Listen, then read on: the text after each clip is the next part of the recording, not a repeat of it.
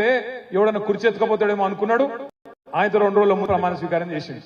2 రోజుల ముందు ప్రమాణ స్వీకారం అయితే చేసిండు, కానీ 2 లక్షల రుణం మాత్రం ఇంతవరకు అత్తలేదు పత్తలేదు.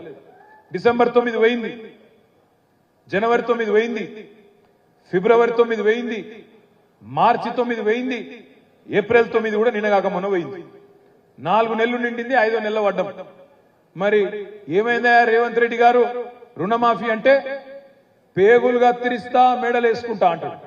ఎవడన్నా పేగులు కత్తిరిస్తాడే ముఖ్యమంత్రి? జేబుల కత్తెర పెట్టుకొని తిరుగుతున్నా అంటాడు. జేబుల కత్తెరలు పెట్టుకుని ఎవడు తిరుగుతాడు? ఎవరు తిరుగుతారు? జేబు దొంగలు తిరుగుతారు. జేబుల కత్తెర పెట్టుకొని తిరుగుతాడు ఎవడన్నా ముఖ్యమంత్రి? దబ్బన జర్ర అటు ఇటు అయిందనుకో కత్తెర ఏమవుతుంది? జేబుల ఆగం అవుతుంది. నేనేమంటున్నా, అన్ని గలీజు మాటలు. ఒక్కటన్నా సక్కటి మాట వస్తుంది ఆయన నోట్లోకి వెళ్ళి? ఏం మాట్లాడతాడే? లంకె బిందెలు ఉంటాయి అనుకొని వచ్చిన నేను, ఖాళీ కుండలు ఉన్నాయి అంటాడు. ఎవడన్నా ముఖ్యమంత్రి మాట్లాడే మాటనా? ఏం మాట అది? లంకె బిందెలు ఉంటాయి సెక్రటేరియట్లా, గడ్డపారలు పట్టుకొని తట్టపారలు పట్టుకొని నెత్తి మీద అర్ధరాత్రి దుప్పట్లు కప్పుకొని ఎవడు తిరుగుతాడు లంకె బిందెల కోసం? పచ్చి దొంగలు లంగలు తిరుగుతాడు. ఈయన మరి ఇదివరకు ఏం చెప్తున్నాడో నాకు తెలియదు, కానీ ఖాళీ కుండలు కనబడుతున్నాయట. రేవంత్ రెడ్డి గారు వారికి నేను విజ్ఞప్తి చేస్తున్నా, మాట్లాడితే ఒక డైలాగ్ కొడతాడు, మొగోనివైతే గెలువు, మొగోనివైతే చెయ్యి అంటాడు. అయ్యా రేవంత్ రెడ్డి, నీ భాషలు నీకే చెప్తున్నా భయ్, నేను నాకు ఆ భాష రాదు, నీకోసం నేర్చుకొని మాట్లాడుతున్నా. రేవంత్ రెడ్డి గారు మొగోనివైతే ఇచ్చిన మాట ప్రకారం 2 లక్షల రుణం మాఫీ చేసి ఓటు అడుగు.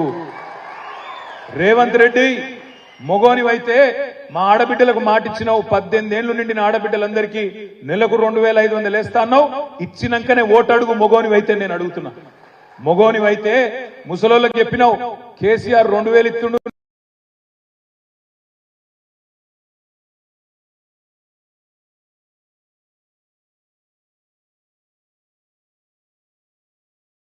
నేను 4000 ఇస్తాను చెప్పినావు. మొగోనివైతే 4000 ఇస్తా, ముసలయ్యకి ఇస్తా, ఇద్దరికి ఇస్తా అని నరికినావు కదా. మైకి పట్టుకొని ఇప్పుడు ఇద్దరికి ఇచ్చి ఓటడుగు. రేవంత్ రెడ్డి గారు ఒక మాట నేను పంటలు కొత్తకొచ్చినాయి, వరి ధాన్యం కొత్తకొచ్చింది, మొగోనివైతే 500 బోనస్ క్వింటాల్ చెప్పి రైతులను ఓటడిగిన మాట నేను ఉన్నాను. మాటలు చెప్పుడేముంది, మస్తుగా చెప్పొచ్చు. 10 ఏళ్లలో మనం కూడా మాటలే చెప్తే ఇవాళ తెలంగాణ ఇంత ముందుకు రాకపోతుండే. చూడండి, ఇవాళ కాంగ్రెస్ రాగానే ఏమేం కనబడుతున్నది ప్రజలకు? కరెంటు కోతలు చాలా అయినాయా కాలేదా? కరెంటు కోతలు చాలా అయినాయి. మంచిళ్ళ తిప్పలు చాలా అయిందా? మళ్ళా అయింది మంచిలు. కనీసం మనం కట్టిన మిషన్ భగీరథ కూడా చక్కగా మెయింటైన్ చేయలేదు వీళ్ళకు. గంత దుర్మార్గం. ప్రజలు ఇప్పటికే బాధపడుతున్నారు ఊళ్ళల్లా. అరే ఎంత పని చేస్తుండ్రా నాయన, తినే పల్లెంలా తినే అన్నంలా మన్ను పోసుకున్నట్టు అయింది వీళ్ళని గెలిపించి అని బాధలో ఉన్నారు. కానీ ఆ బాధలో ఉన్న ప్రజల దగ్గరికి మనం పోయి మన గొంతు పార్లమెంట్ లో వినబడితేనే, ఇప్పుడు ఒకటి చాలు చేసిండు ఈ 100 రోజులలో. ఒకటి ఫ్రీ బస్ అని చాలు చేసిండు. ఇక ఆ ఫ్రీ బస్సు, నేను మొన్న మా సిరిసిల్ల బస్ స్టాండ్ కాడికి పోయినా, జ్యూస్ తాగుదామని పోయినా. ఆ జ్యూస్ సెంటర్ లో జ్యూస్ తాగుతానికి పోతే బయట 2 లేడీస్ ఉన్నారు. ఏందమ్మా బస్సు కోసం చూస్తున్నా అన్న. అవన్న బస్సు కోసం చూస్తున్నాం అంటే, ఏ ఊరు అంటే మాది గంభీరావుపేట దగ్గర నర్మాల అనే ఊరు, ఆడికి పోయేది ఉన్నది అన్న. మరి ఫ్రీ బస్సేనా అన్న? ఫ్రీ బస్సే అన్నారు. మంచిగానే ఉందా అన్న? ఏం మంచిగా అలవడ్డది అన్న? ఇవి నాకు ఇంత బిడ్డ ఉన్నది, అందులో ఎక్కితే సీట్ దొరకది, కూసో రాదు, అటు నూకుడు ఇటు నూకుడు, ఏం పెట్టిండో ఏందో ఏం కలబెట్టిండో అర్థమైతలేదు. అటు వాళ్ళు మొగోళ్ళు తిడుతుండ్రు, ఇటు మాకు సీట్లు దొరకలేవు, ఏం చేయాలి నేను అని ఆ మహిళ తిడతా ఉన్నారు. ఫ్రీ బస్సు అని ఈ 100 రోజులు చేసిందల్లా గదొక్కటే ఫ్రీ బస్ అన్నాడు చేసింది. కానీ నేను మీ అందరికి చెప్తా ఉన్నా, గుర్తుపెట్టుకోండి దయచేసి, పార్లమెంట్ ఎన్నికల తర్వాత తప్పకుండా ఫ్రీ బస్సు కూడా మంగళం వాడతాడు. అందులో కూడా ఇప్పటికే ఆర్టీసీకి 1400 కోట్ల నష్టం వచ్చింది. ఓడ మీద ఉన్నప్పుడు ఓడమల్లన్న, ఓటుకెక్కినాక బోడమల్లన్న. అది ఖచ్చితంగా మళ్ళీ రేవంత్ రెడ్డి చేస్తాడు, యాద పెట్టుకోమని చెప్పి కూడా నేను కొడతా ఉన్నా. ఇంకొక మాట కూడా నేను మీకు విజ్ఞప్తి చేస్తున్నా.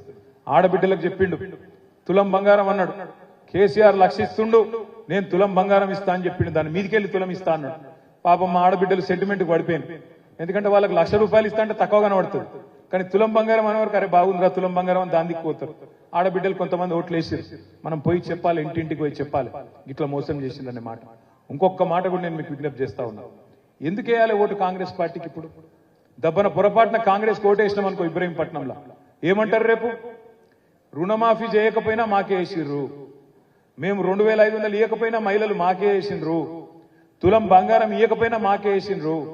రుణమాఫీ కాదు కదా దాని పేరేంది, మన రైతు కూలీలకు నెలకు ₹1000 ఇవ్వకపోయినా మాకే వేసిండ్రు, రైతు బంధు పెంచకపోయినా మాకే వేసిండ్రు, మరి ఏమి చెయ్యకపోయినా మాకే మళ్ళా ఓట్లేస్తే నేనెందుకు పెంచాలి?